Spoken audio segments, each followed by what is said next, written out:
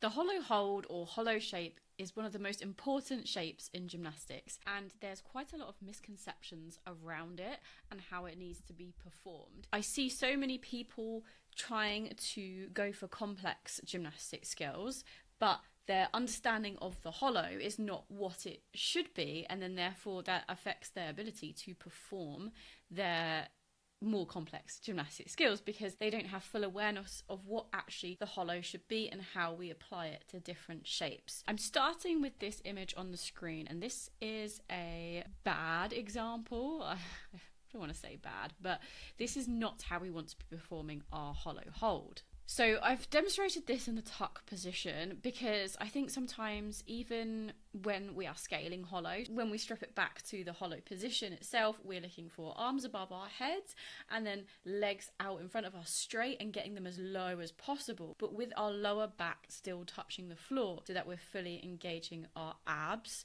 to help bring our shoulders and our rib cage up and in. Now, to make this easier, and I think this is where the misconception lies, is that people think they're doing the easier version because they're tucking their knees in and they've got their arms down by their sides. But this easier version, lots of people get stuck on because we're not doing it properly. So then we find ourselves stuck of never being able to scale to straight legs. And then this impacts things like our handstands, pull-ups, any skills on the bar at all, really, because we're not able to find and hold this true hollow shape that we're searching for. In this example here, what we can see, there's an arching of my back and there's a bit of a gap here. A great way to test this is, I do show it in this video as well, is if you can get your hand under your lower back, or if you're working with a partner, if you can get your hand, even if it's just a little bit underneath your partner's lower back, then that's too much space. Another good way to think of it is, I don't want to see any daylight underneath your lower back in a hollow. And what this example shows you nicely here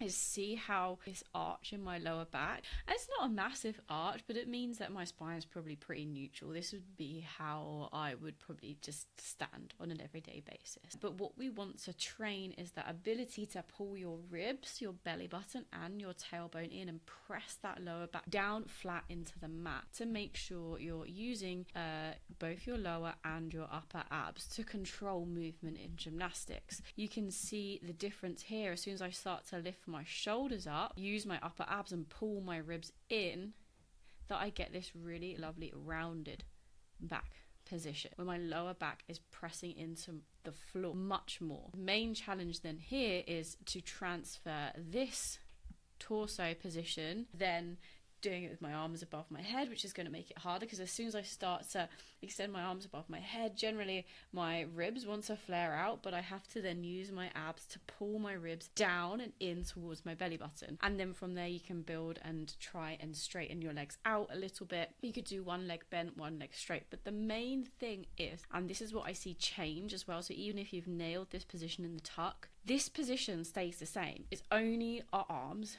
and our legs that are changing, and because then our levers are longer, it makes the rest of the movement harder to hold. So then when we go to my full hollow position here, we can see that the torso has remained the same. My lower back, there's no daylight. I'm not going to be able to poke my hand underneath there. My ribs are pulling in towards my belly button button's pushing down, and then my tailbone is tucked in towards my ribs, so I'm kind of pulling myself up, so I have this rounded back position. This is the position that we want to see on the bars. So when we say hollow, don't mean lift your legs up, which I think is another misconception. Lots of people think hollow means that there's a piking at the hips, and it's exactly that. It's a pike shape. So when we're thinking about our basic shapes in gymnastics, if I was to sit like this with my legs out in front of me straight, that's my pike shape, because there's an angle at my hips.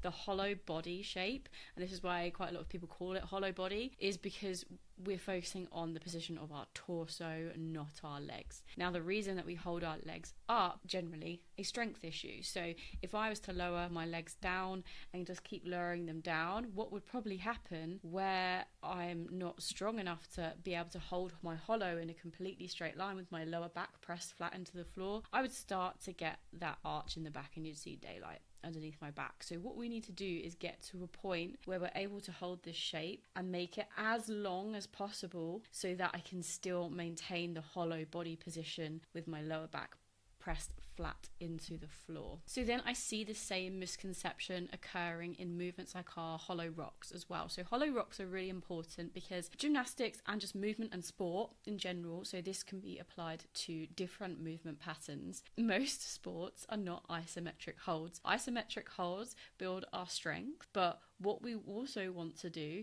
is to be able to move whilst holding this position. And this is a big part of gymnastics in particular. I need to be able to move whilst maintaining this position in order to generate power and create other shapes off it, so then I can create a full movement pattern. For example, something like a toes to bar or a bar muscle up. I need to be able to hold this shape whilst moving. So a hollow rock is a really great way to practice this. But again, lots of people seem to use their legs too much, and we don't want to use our legs. So what I'll often see is people lifting their legs up and then throwing themselves forwards and then throwing their shoulders back onto the mat. Our hollow rock needs to be in the same hollow position throughout the movement. So see how my torso, my legs and my arms stay exactly the same. As I rock backwards and forwards,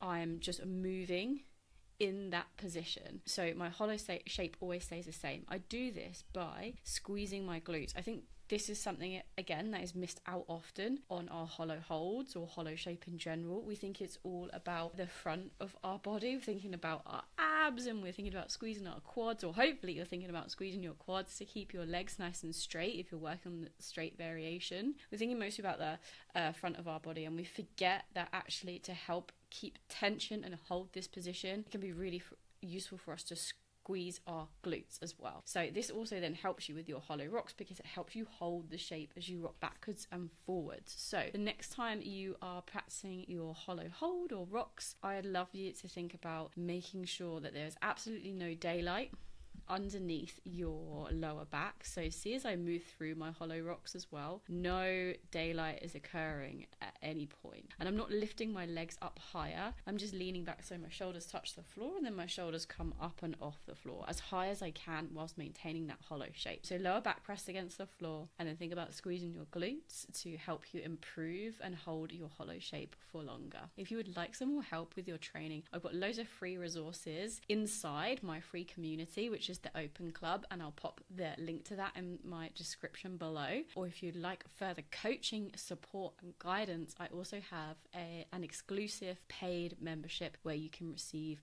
access to my coaching to support all aspects of your training, weightlifting, strength and gymnastics.